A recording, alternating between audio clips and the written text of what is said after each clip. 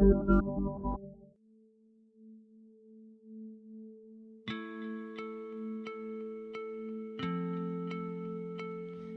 seems to have lost its glory. Bills are pushed through without debate, revoked again without debate. MPs are disqualified with the opposition unable to make its voice heard.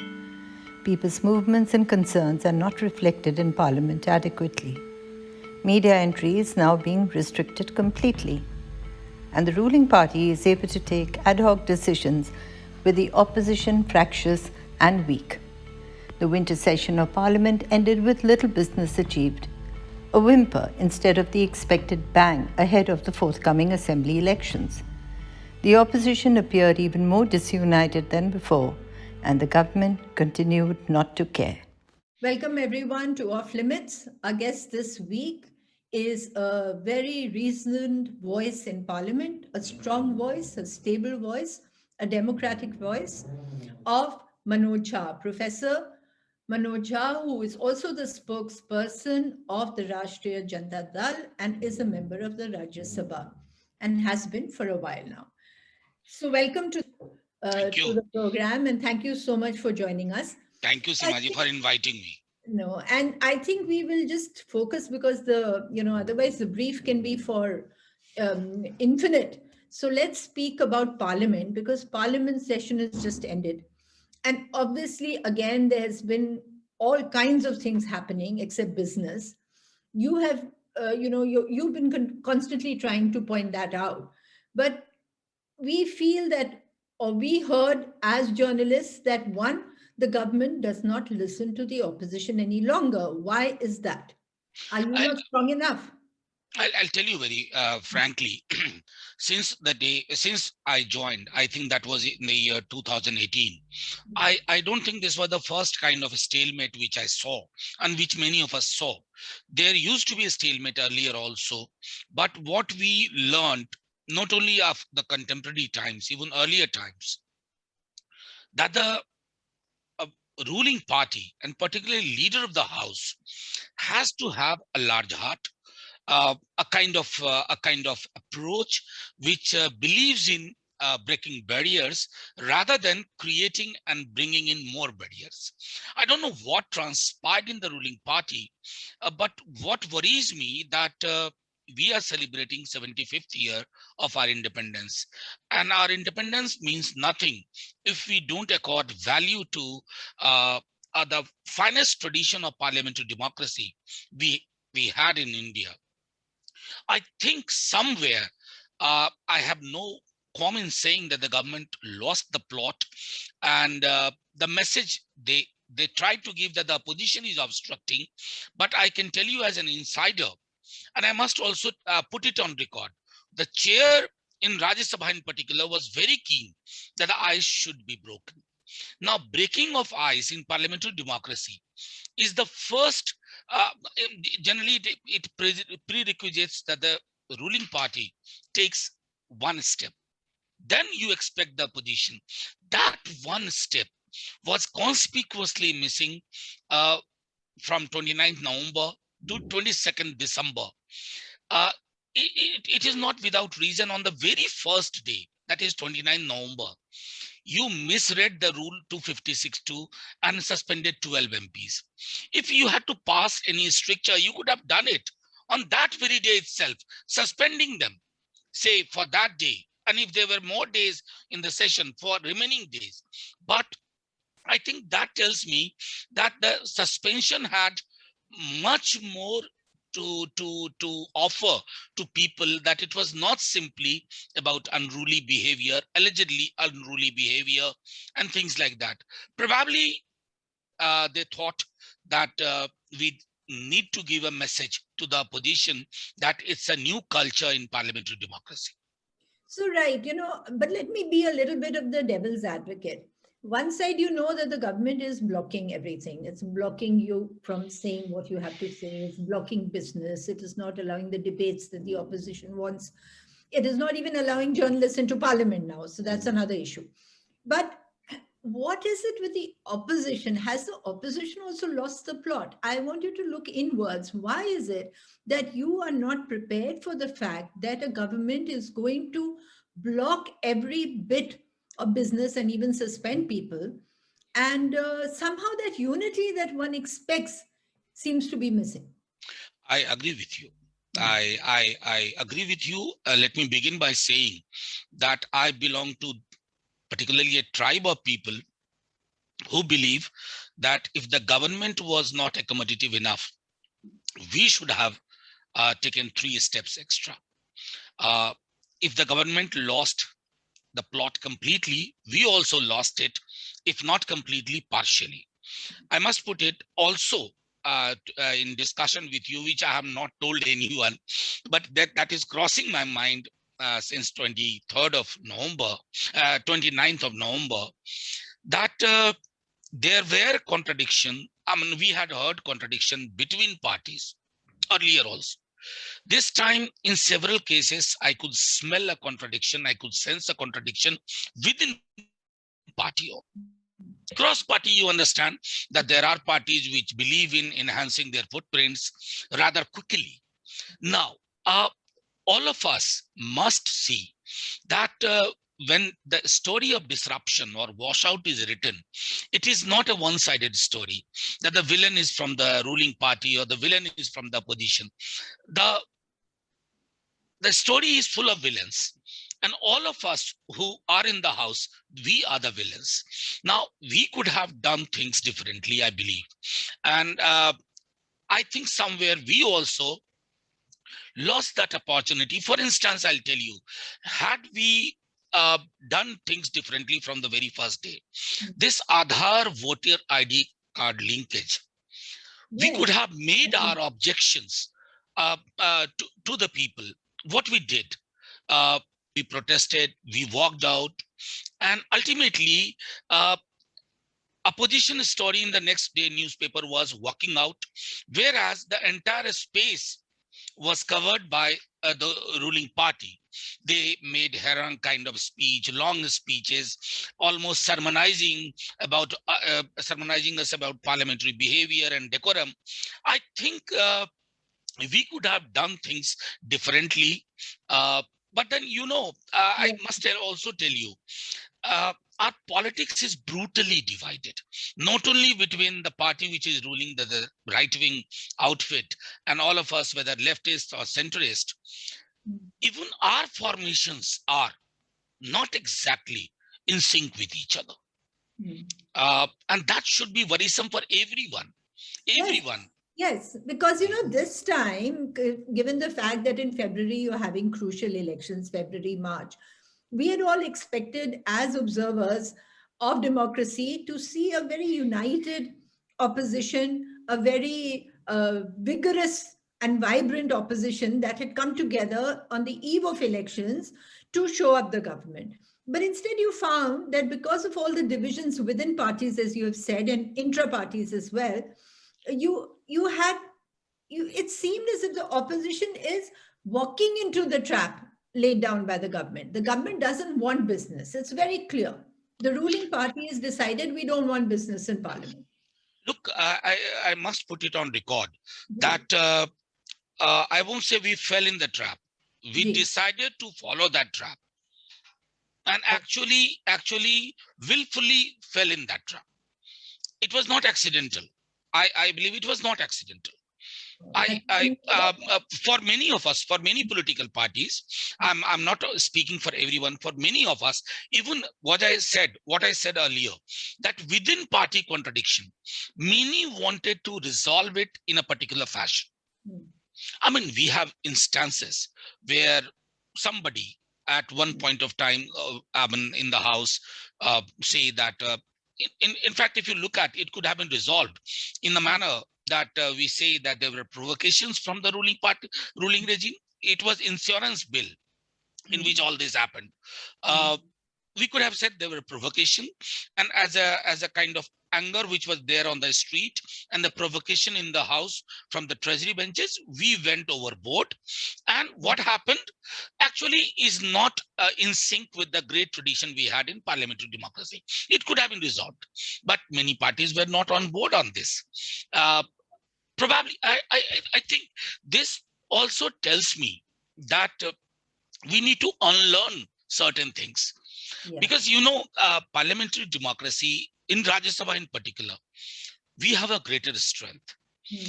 And this time there were issues with TRS also. TRS Yes. boycotted the entire event. We could have handheld each other and Yes. evolved a kind of paradigm where you have differences with us. We are fighting election against each other in a particular state or in a set of states. But the national parliament is a different character altogether. Yeah. National parliament requires a different kind of approach. I think I have no hesitation in saying that we could have done things differently. We did not. And I hope we do it better way in coming session. Yeah, and we singled you, I mean, at least I've singled you out and watched you very closely in Parliament. And I'm not saying it because you're right across, but that's the truth also, is that every time there's a debate or discussion, or even when the House is being disrupted, and if you've got your few minutes, you stand up and you make your point. And you make a very reasoned point on democracy and, of course, the constitutional tenets. Others are not able to do that. So we find that fewer and fewer, even in the Rajya Sabha, where you used to hear much better debates and more points, that character hasn't remained. And you have very few persons who can speak in the manner that is required to get the point across. I mean, I don't want to name your recent member of parliament who was screaming, a woman member of parliament. Now, that kind of screaming, I don't know whether it really works for democracy or whether it doesn't, or whether you curse other people, whether that works for you or not. What do you think?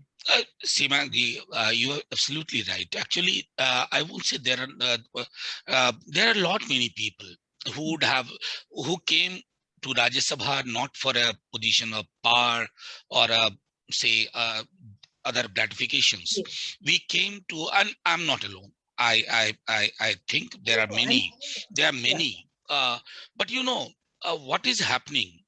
That what I told you in the earlier question, that the national character of the parliament is being undermined on the pressures of everyday politics outside. That shouldn't happen. We should hyphenate between what happens every day in the television studio, or say in Uttar Pradesh, or in Goa, or in Manipur, or in Uttarakhand, or in Punjab. And here, I think I can sense, I can see many of my colleagues across political parties, and believe me, Seemaji, even from BJP, Yes.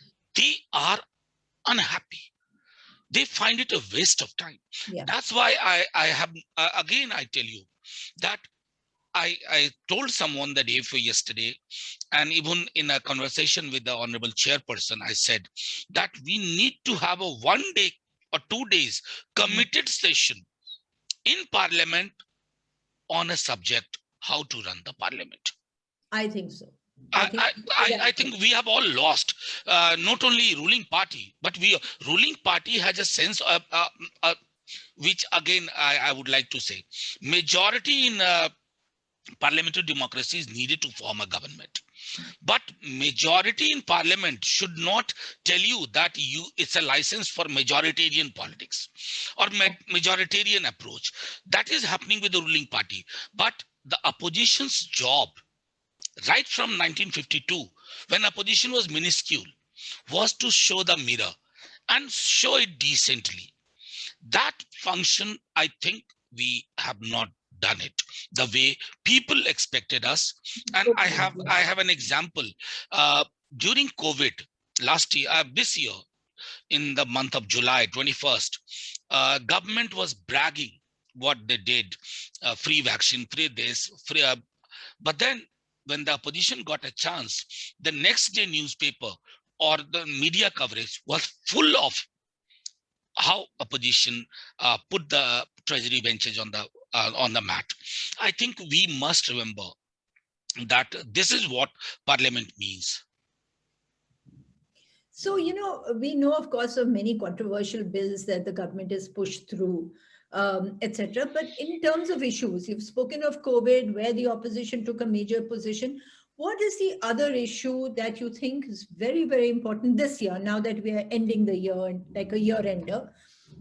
Is it the farmers' store, or could be something else? And how well do you feel that Parliament has reflected it? And what were the problems that the opposition faced in reflecting that issue? Look, Simaji, I tell you, when the farm bills were repealed, we had requested the government that the repeal shouldn't be 1 minute exercise. You have repealed it. Why you have repealed it? Because there was agitation, massive agitation, more than 1 year long agitation. Many of our colleagues had warned you when you were passing this bill in haste, in hurry, in fact, sacrificing all parliamentary decorum and procedure.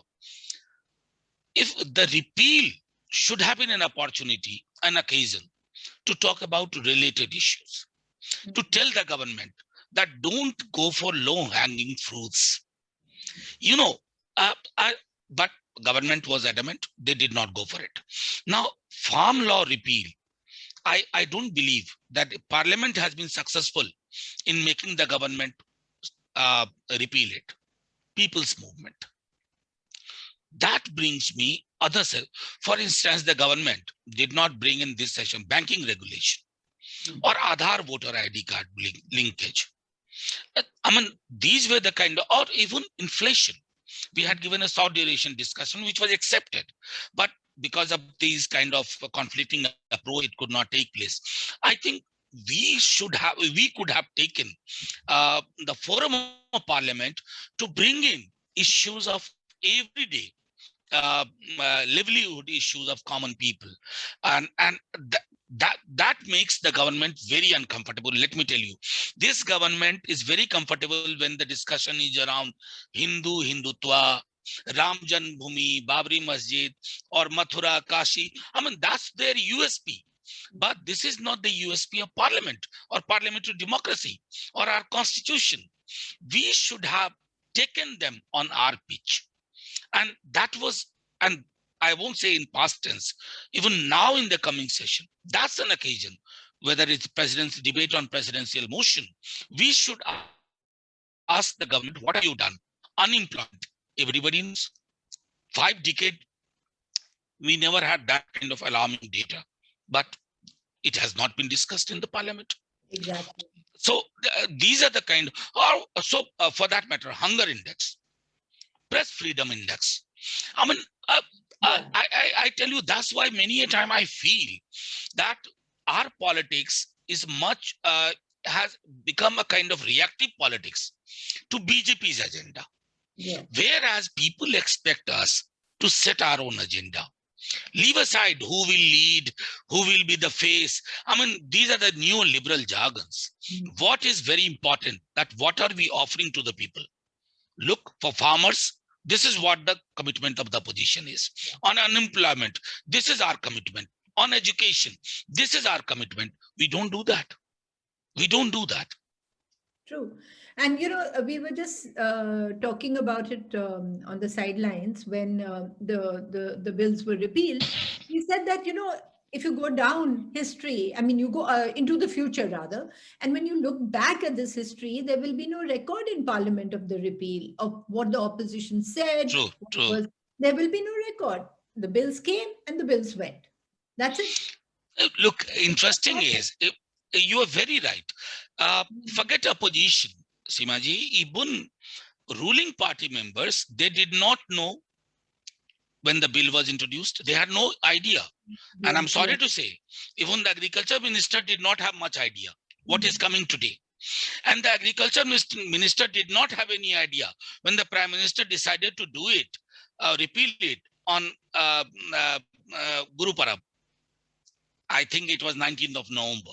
So the cabinet has lost its meaning. Everybody knows it. It's a one-man cabinet. If I go be little liberal, I will I will call it two-man cabinet. Or if I'm still more liberal, I'll say 2.5. 0.5 includes Gadkari ji and Rajnath ji. So I believe that cabinet is a spirit of cabinet is lost. It is in our hands to restore the dignity of parliamentary democracy. And I am of the view that no matter how strong is the majority on their side, how majoritarian they are in their approach, but people of India by temperament are not majoritarian in outlook. It's just that even if they lose hope ruling regime, there are not much substantial things to believe in us so that the change takes place. That belief has to be generated. That quantum of social capital has to be generated. So I'm going to explore what you said a little further by taking one step outside Parliament and talking about, say, the Rashtriya Janata Dal and your relationship with the Congress Party. You're one of the regional parties, one of the very few regional parties which have had a fairly steady relationship with the Congress. And you're also one of the now decreasing number of regional parties that believes that the Congress needs to be there for any opposition to the BJP to happen, right? But it is also true that what you said, this whole thing of being reactive to the BJP and not setting your own agenda, the Congress is really at fault on this. It is constantly reacting to the BJP and is not taking the lead as the largest party in one sense to set an agenda and draw all the regional parties into a working mold. Shivaji, you're absolutely right. In fact, I'll begin by quoting our national president, Laluji, and our leader in Bihar, LOP, Tejaswiji. They have been very consistent. They believe that Congress is one party which has maximum footprints across India as a national party. There are 200, 205, 7, 8 seats where there is a straight fight between Congress and BJP. So anybody who imagines that a political world is possible in India, jettisoning the idea of Congress-free opposition, I don't see that getting fructify or bear any kind of result in recent times. Having said that, both of them and all of us feel very strongly that Congress should actually look at the idea of coalition in a much more nuanced manner. You know, coalition, it's like a kind of arrangement of relationship where there is no big brother, there is no small brother. We are co-traveler.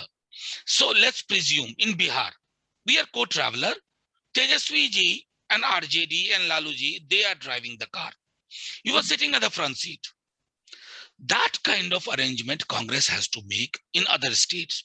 Whereas the other political party which believes that there should be a political life without Congress, we have strong reservations. You know, Congress, I believe, is not simply a political party. It has ideas. And with BJP, we are not only fighting electorally. Remember, we should all remember that. It is possible to defeat BJP, but more important assignment before us, apart from defeating BJP in election, to defeat BJP is in the realm of ideas. And I think there you have Congress at national level as a nucleus, and in states, say Dramuk in Tamil Nadu, Congress in Bihar, RJD in Bihar, and similarly other outfits. I think a conversation should be on these lines. I know there are people, say in Congress also, who would want a complete control. Do that, work for your party. But today's circumstances, there are enough challenges within your own house. Treat them, deal with them. You are a very old party. And what is happening to you is nothing new in political history. Every political party has faced it. BJP was reduced to 2 seats. Many people were writing epitaph for the BJP. It did not happen. So I think on those lines, in a very, very dispassionate manner, and with little bit of passion as well. We must work together. And that's what Laluji or Tejaswiji has been conveying. Right.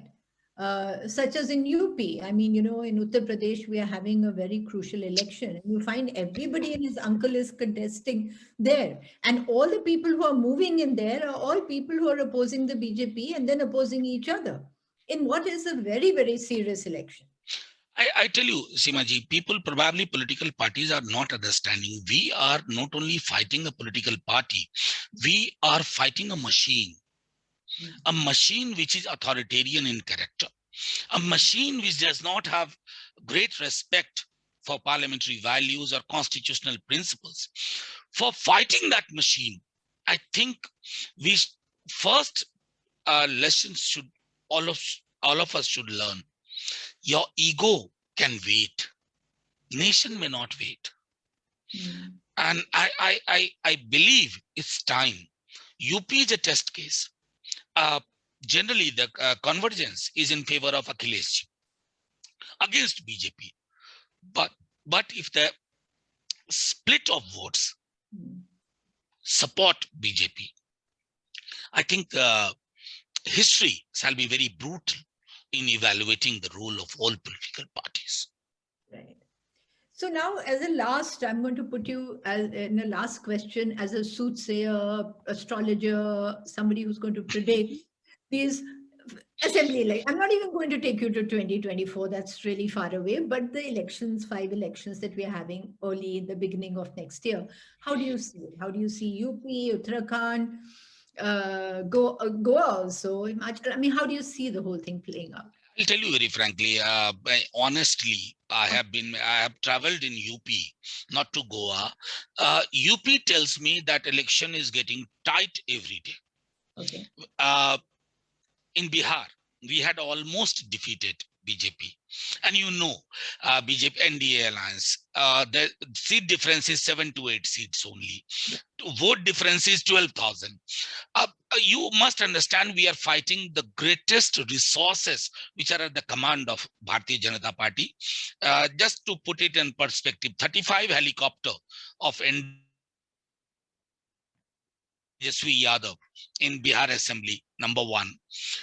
UP, as I told you, getting tighter day by day. And the results probably could surprise people who are predicting another victory. And let's not forget, there is contradiction within BJP also. So how does it play out? I don't know. Punjab, as far as I understand, whether consciously or by fluke, whatever choice Congress made, it is finding traction.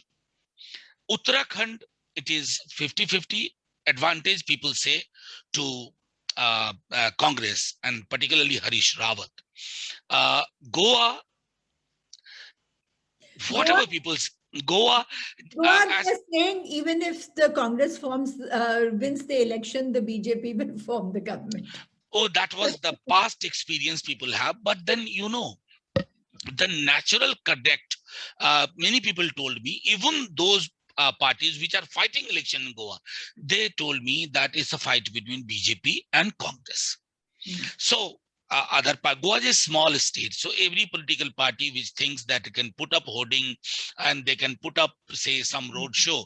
I mean, Mamata Banerjee is all over the place. There's so much money, but no vote. Let's see how it plays out. But then, political parties which are keen on enhancing their footprints, they must always remember that your footprint increase is very important for you, but the constitutional footprint should not be, democratic footprint should not be a casualty in the process. That's what. That's so true. That's really the last word. Thank you so much. Thank you. This was very interesting and informative. Thank you, Seemaji. Bye-bye. The opposition has had a rough ride in Parliament, not just in this winter session, but for several sessions now. It has been unable to get its act together, to define an agenda, to work cohesively and coherently and unitedly in the Lok Sabha and the Rajya Sabha. And the result is that the ruling party is able to get away with legislations that it wants to bring in, like the 3 laws when it brought them in, and then the repeal of the 3 laws without a discussion, with the law and to link Aadhaar and the voter's ID, and you don't have the opposition really being able to articulate what it needs to say. Many observers and journalists had expected a far better performance from the opposition in this winter session in Parliament, particularly because this comes just before very, very crucial elections in the states early next year. Punjab, Uttar Pradesh, Uttarakhand, to name just a few. But the division and the fractionalism within the opposition was very evident, not just outside in the roads, but also in Parliament. When it will wake up to the challenges, when will the opposition parties come together to reflect the people's concerns remains to be seen. And as Manoj Jha pointed out, they have to realize that they have to set the agenda and not just follow a reactive procedure or policy. Thank you.